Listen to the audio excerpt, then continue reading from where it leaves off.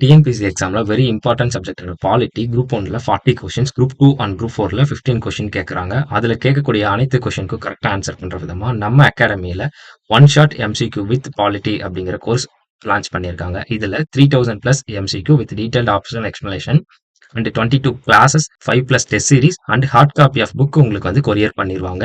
இந்த கோர்ஸோட special features அப்படின்னு பார்த்தீங்கன்னா complete syllabus coverage, strong retention power and accuracy and speed வந்து இன்க்ரீஸ் ஆகும். எக்ஸாம்ல கேட்கக்கூடிய எல்லா கொஸ்டினுக்கும் அக்யூரேட்டா அவங்களால ஆன்சர் பண்ண முடியும். ஃபார் ஃபர்தர் டீடைல்ஸ் ஸ்க்ரீன்ல தெரியிற நம்பருக்கு கான்டாக்ட் பண்ணுங்க. அனைவருக்கும் வணக்கம். இன்னைக்கு டிஎன்ஏல என்ன செய்திகள் இருக்கு அப்படின்னு சொல்லி பார்ப்போம். ஸோ இங்க என்ன கொடுத்துருக்காங்கன்னா, இந்தியாவுக்கும் தென்கொரியா நாட்டுக்கும் இடையே ஒரு ஒப்பந்தம் வந்து போடப்பட்டிருக்கு. ஸோ அதை தான் வந்து இங்க நம்ம பார்க்க போறோம். ஸோ முதல்ல பார்த்தீங்கன்னா, செமிகண்டக்டர் உற்பத்தி. செமிகண்டக்டர் உற்பத்தியில மிகப்பெரிய உலகத்தரம் வாய்ந்த ஒரு நாடு அப்படின்னு சொல்லி பார்த்தோம்னா, அது தென்கொரியா.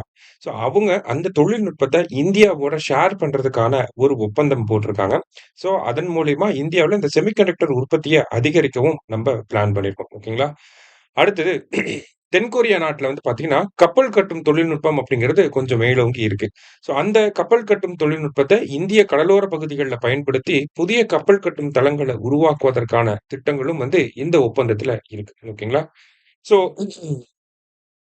நமக்கு மேற்காசியால நிலவக்கூடிய அசாதாரணமான ஒரு சூழல் வந்து இருக்கு. வெஸ்ட் ஏஷியன் கிரைசிஸ் அப்படிங்கிறது. ஸோ அதனால என்ன பண்றாங்க அப்படின்னு பாத்தீங்கன்னா, இந்த எனர்ஜி சப்ளை அப்படிங்கிறத என்ஷூர் பண்றதுக்காக நாப்தா அப்படின்ற ஒரு எளிதாக தீப்பற்றக்கூடிய மற்றும் எளிதாக ஆவியாகக்கூடிய திரவ ஹைட்ரோ கார்பன் கலவை போன்ற முக்கியமான எரிபொருட்களை தடையற்று நம்ம அங்கிருந்து வாங்குற மாதிரியான ஒரு அக்ரிமெண்ட் வந்து போட்டிருக்காங்க. ஓகேங்களா? அடுத்ததா பாத்தீங்கன்னா, நம்ம நாட்டுல அந்த தகவல் தொழில்நுட்பம், அதை தாண்டி பார்த்தீங்கன்னா, ஹியூமன் கேப்பிட்டல் அப்படிங்கிறது அதிகமா இருக்கு. ஸோ அந்த உட்கட்டமைப்புகள தென்கொரியா நாடு வந்து பயன்படுத்திக்கிறதுக்கான வாய்ப்புகள இதுல ஏற்படுத்தி குடுத்திருக்காங்க. ஸோ அங்க இருக்கக்கூடிய நிதி நிறுவனங்கள் இந்தியாவுல முதலீடு செய்வதற்கு ஏற்ற மாதிரியான புரிந்துணர்வு ஒப்பந்தங்கள் அப்படிங்கிறது போடப்பட்டிருக்கு. அதை தாண்டி பார்க்கிறச்ச நமக்கு அணுசக்தி துறை, தூய எரிசக்தி இந்த மாதிரியான பிரிவுகள்ல நிறைய ஒத்துழைப்புகள இரு நாடுகளும் வந்து வழங்க இருக்காங்க. டெக்னாலஜி டிரான்ஸ்ஃபர் இந்த மாதிரியான விஷயங்கள். அடுத்ததா சீனாவுடைய ஆதிக்கம் அப்படிங்கிறது இந்த international supply chain, global supply செயின்ல அதிகமா இருக்கு. ஸோ அத குறைக்கணும் அப்படிங்கிறதுமே இந்த ஒப்பந்தத்தோட ஒரு முக்கிய கண்ணோட்டமாக இருக்கு அப்படிங்கிறத நம்ம புரிஞ்சுக்கணும்.